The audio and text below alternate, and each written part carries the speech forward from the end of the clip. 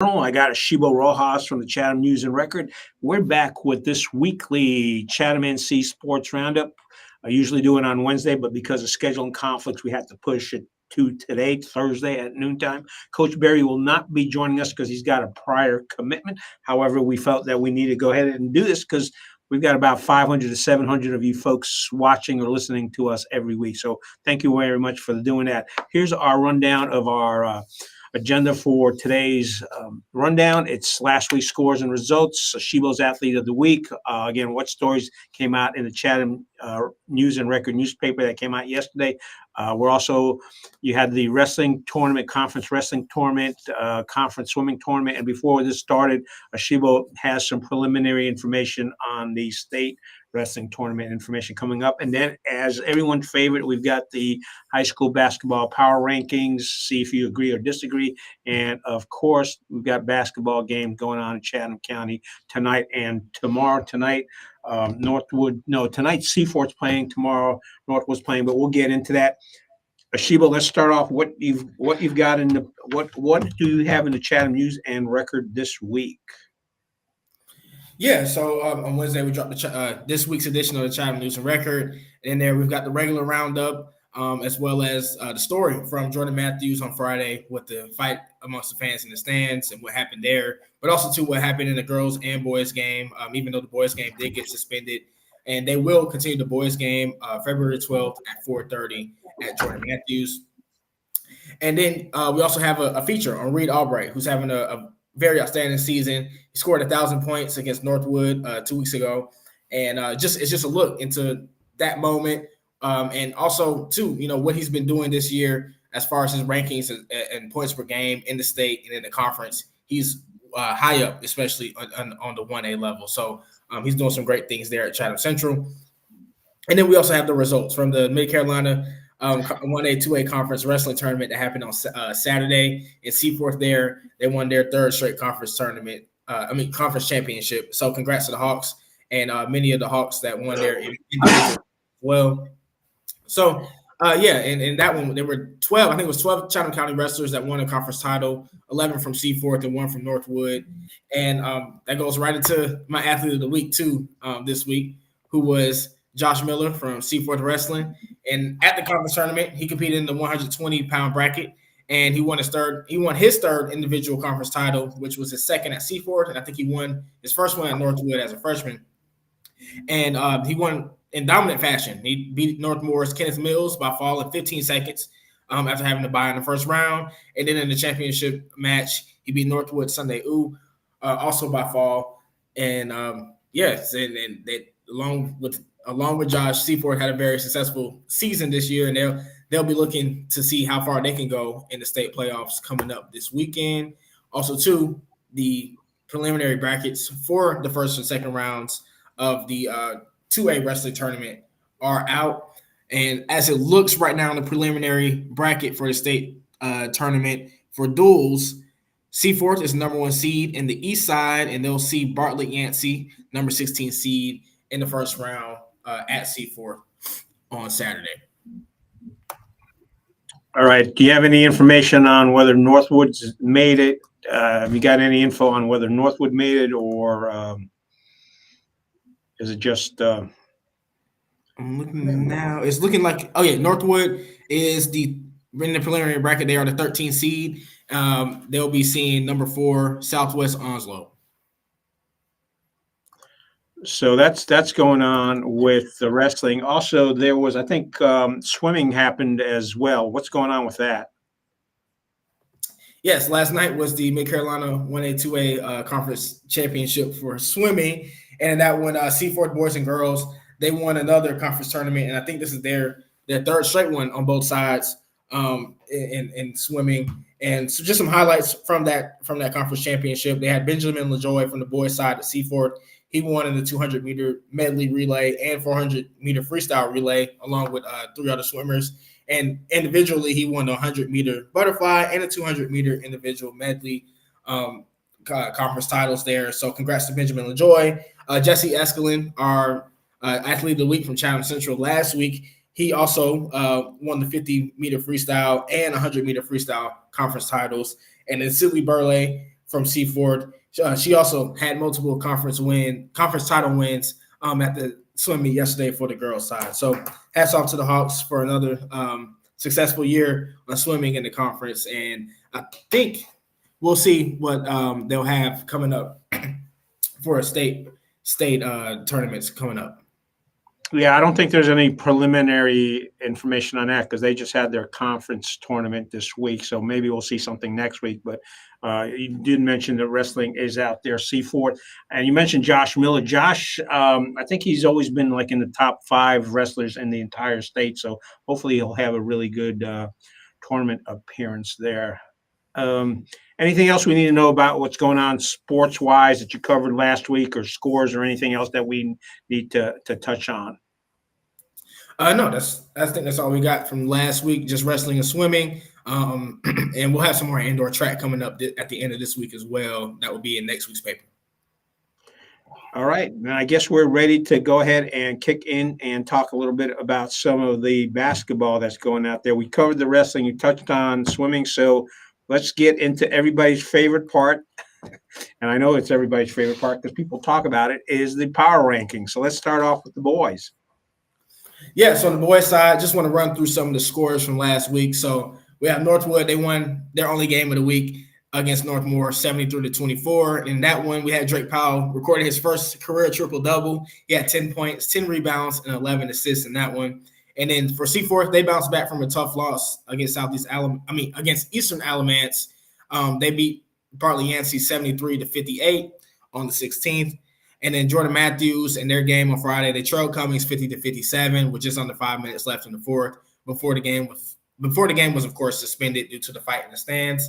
And then Chatham Central, they returned to their winning ways, winning both games this week. They beat Northmore 71-57 on the 16th. And then they beat Southeast Alamance 65-55 on Friday. Against Northmore, Junior Reed Albright, he recorded his 4th 30-point game of the season against the Mustangs. So once again, read about Reed in this week. He's been on the scoring tear this season, 4 30-point games, and one of the leading scorers in 1A East. And then Chatham Charter, they lost a close one, 71-72 to Chatham Homeschool on January 15th. And then, but the Knights, they followed that up with another loss to Southern Wake Academy, 60-39, and they beat Rivermill 53-42 on Friday. Hey, quick question, because I know you went out and talked with Reed last week, and I think you mentioned he's got the points. He's scored over 1,000 points so far at a few games ago. But you kind of noted that he's kind of, the team and him are playing under the radar. Could you kind of expound on that a little bit more? Yeah, it's just, I feel like a lot of people are not really talking about, Chatham Central here at the 1A level. And then here in Chatham County, a lot of the teams that they're playing against are 2A. So, they're playing against teams like Northwood, C4 that they won't see in the playoffs. But, they only have 2. I think they only still have 2 losses this season. One to Northwood, the other to Cedar Ridge. And, yeah, Reed Albright, he's one of the top scorers, not just in 1A, but also in the state when you look at the numbers. And, when it comes to colleges looking out, colleges coming out to talk to him, he doesn't have a lot of buzz on social media and things like that, but he's up there. He's got, like we say, he got 4 30-point games this season. And he's really, really been the anchor for the Bears as they've continued to show to be the second best team, not just in the conference, but one of the best teams in 1A. Okay, well, it sounds like we're about ready to kick into the power rankings. However, the other thing, too, is this week, and I think UNC made a big deal out of it as well, is Northwood's Drake Powell. He made the McDonald's All-American team, didn't he?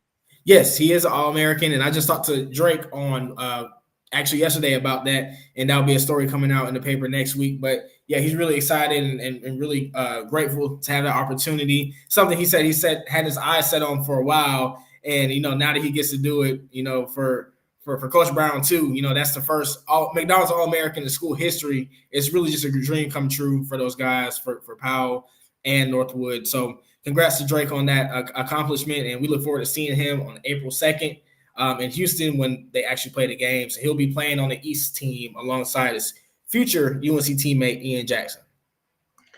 Yeah, well, that's great to hear, and maybe he'll have a game like RJ did the other night, 36 points. So I think Drake has that potential. So we'll see what happens. And you said your story's coming out next Wednesday, and that's a story on Drake Powell because you talked with him yesterday. Is that right?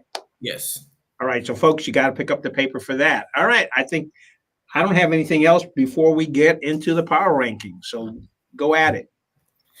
Yeah, I also just want to touch on Woods Charter boys. They picked up 3 straight wins for the first time this season. They beat Triangle Math and Science 59-52, Clover Garden School 53-41, and Carolina Friends 46-33. So in the power rankings for this week, we still got Northwood at number 1, Chatham Central remains at number 2, Jordan Matthews at 3, Seaforth at 4, Chatham Charter at 5, and Woods Charter at 6. Once again, I know I don't have Coach Barry here to debate with me on this, but when I look at the power rankings 3 through 5, Jordan Matthews, Seaforth, Chatham Charter, even though Chatham Charter won't play Jordan Matthews and Seaforth, I still see that area is fluid, especially as we get down to the final stretch of conference play. I think most teams have about 8 to 10 games left of the season here, a couple weeks before the playoffs start. So interesting to see how those teams, fizzle out here at the end of the season. Is it too early to start talking about who's going to? I think we know there are definitely going to be some teams that are going to be into the state basketball tournament. I think Northwood, of course, and then that's going to be in 2A, and Chatham Central's going to be in 1A. How about the other teams in Chatham County? I haven't looked at the playoff rankings just yet. As far as I don't know if they're still going by our RPI, but I can see. I think if Jordan Matthews and Seaforth really finish the season strong, pick up some more conference wins here, I think they'll have a chance at making the playoffs there as a lower seed. Chatham Charter as well at the 1A level. They've been trying to get a couple wins in a row there down in Siler City. So I think we could see those 3 teams get playoff bids here as the season finishes out. All right, let me backtrack on another thing. Coach Barry and I were at the Northwood game last Friday. You were at that Jordan Matthews game against Cummings on Saturday. I think we touched base a little bit before that. How did it get to that point where it kind of erupted? I think that a lot of people have been just talking about it, but you were one of the people that was there and got to see that. I think the girls, tell us a little bit about what went on that Friday. Yeah, really, it's kind of been something that's been going on all season. If you guys remember back in December when the girls first played Cummings, that game had to be suspended late in the fourth quarter because the players got into a fight, and some of the girls got suspended there and ejected out of the game. They had to finish it on a later date. Here, back at Jordan Matthews on Friday, things were already a little chippy even before the girls' game started. Like right at the end of the JV boys game, the boys got into a little scuffle, and they had to end that one a few seconds early. And then, during the girls' game, it was a really close game. It was back and forth. Jordan Matthews was actually down 10 at halftime. They came all the way back and actually won at the end. But there in the fourth quarter, when things got really intense, Leah Carter, Jordan Matthews' senior leader, she picked up her second technical and her 5th personal foul at the same time. She was clapping, celebrating a play there on the Cummings end, and she was clapping in the direction of a Cummings player, and the ref didn't take that too positively and teed her up there and threw her out. So it was really chippy, but Jordan Matthews still pulled it out and got the win there and broke there. I think they were on a 4-game losing streak before that one, so they broke that losing streak with that win. And then in the boys' game, that kind of just carried over. That was also a very close back and forth game there. And then at the end, even though Cummings was looking like they were starting to pull away a little bit, they were up 7 points. I know some fans were saying some things in the stands that got heated, and it turned into a big commotion. Unfortunately, Principal Burko was ran over by the person that kind of started the altercation. And then she was trying to stop him from running back, but it was unfortunate what happened. Hate that for the players and especially for Brendan Oldham, who was 2 points away from 1,000 points when the game got suspended. But he ended up getting it last night. So congratulations to Brendan Oldham also on getting 1,000 points. Got it last night against Graham. So yeah, it was quite interesting. Hate that for the kids, and we'll see them play the rest of the 4 minutes there on February 12th at 4:30.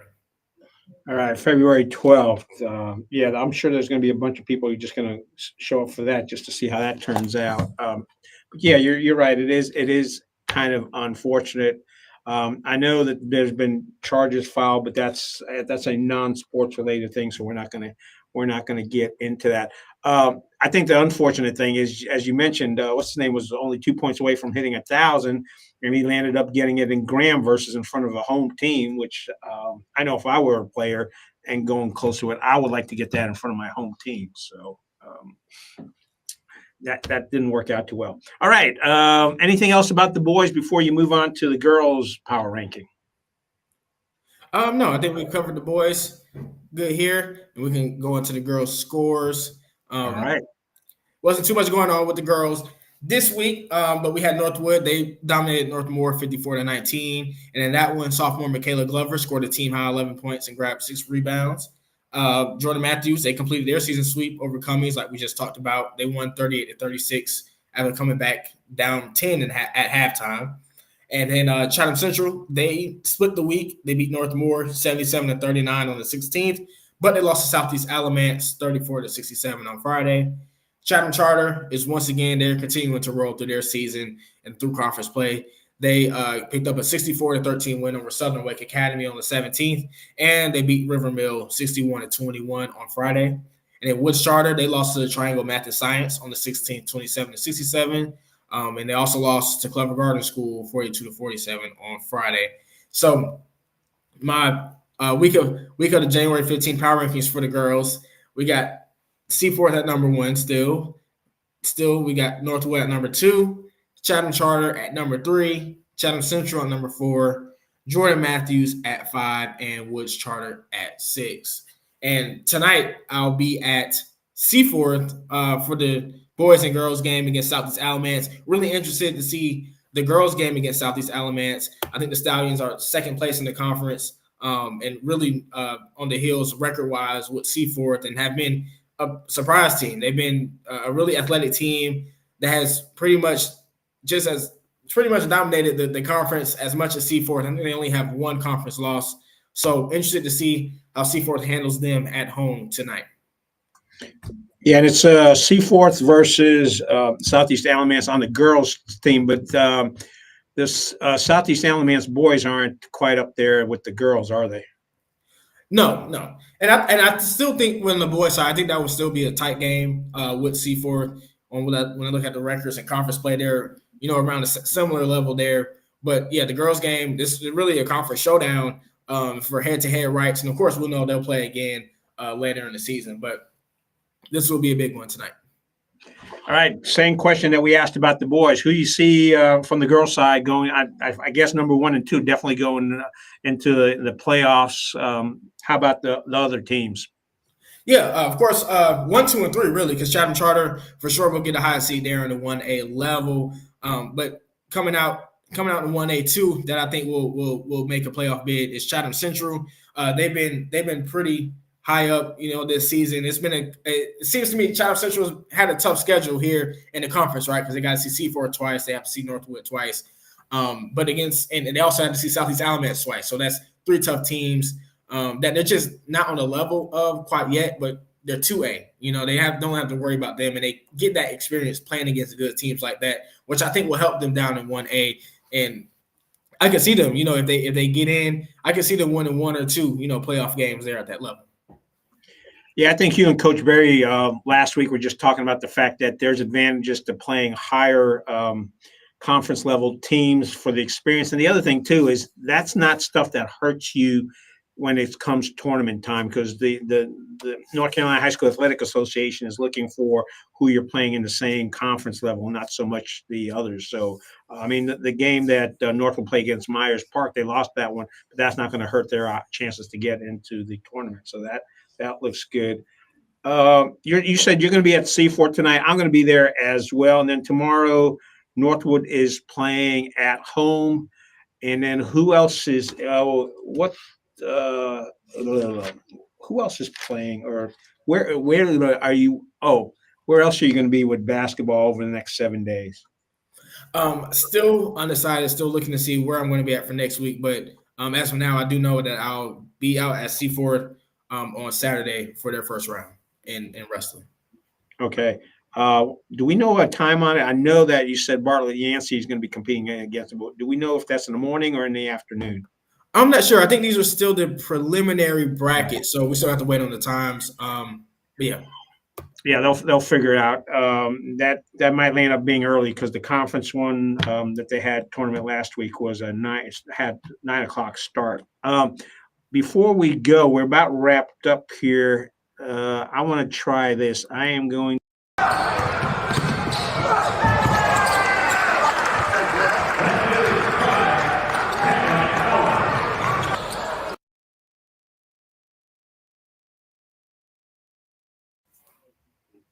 All right, and the reason I did that was just to try it out and see how it works. We may start including a little bit of video clips in the future.